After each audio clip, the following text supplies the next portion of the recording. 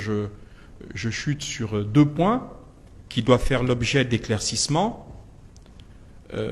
Le premier point, c'est ce qui arrive, c'est-à-dire les opérations qui concernent les détenteurs de taxis-motos et de motocyclettes dont on a vu sur les réseaux sociaux parfois une destruction spectaculaire, pour ne pas dire plus.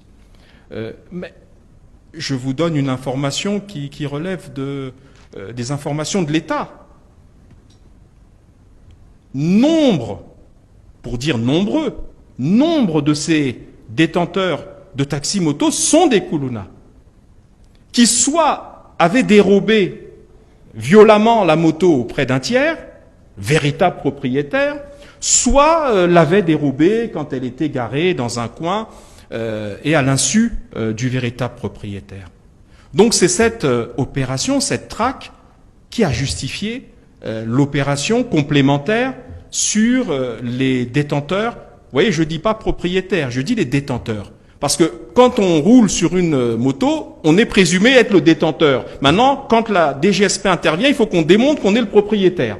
Ce qui est une notion acrobatique quand on l'a volé. Vous voyez ce que je veux dire? Parce qu'on n'a pas de papier. Deux, je vous rappelle également qu'il y a un texte réglementaire de 2024, ou une loi, je ne sais plus, vous m'excuserez de l'approximation. Ce texte réglementaire de 2024 fixe les conditions d'exercice de la profession de taxi-moto et le contrôle qui est fait, l'opération qui est menée parallèlement à celle des zéro Koulouna, il faut vérifier si les détenteurs sont tout à fait conformes au texte réglementaire de 2024 avec l'immatriculation, le port d'un chasuble, des casques, enfin toute une série de choses, l'assurance, enfin tout ce qui existe en matière de détention légale d'un taxi-moto ou d'une moto.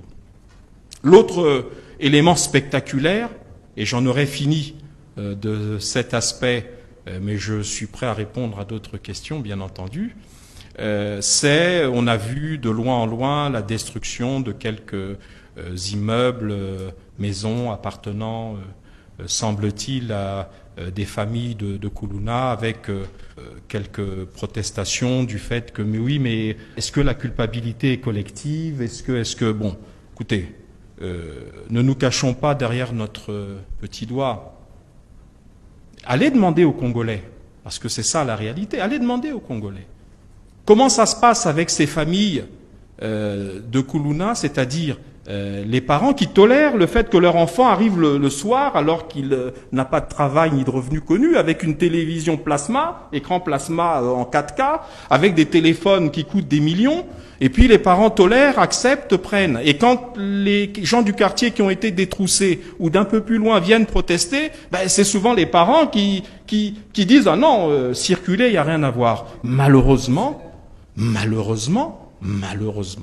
dans ces cas-là, et sachez que ça se passe souvent comme ça, malheureusement, dans d'autres pays, c'est qu'on considère qu'il faut étouffer le foyer qui a généré ce type de banditisme, et ça peut passer par des actes de fermeté de ce genre-là.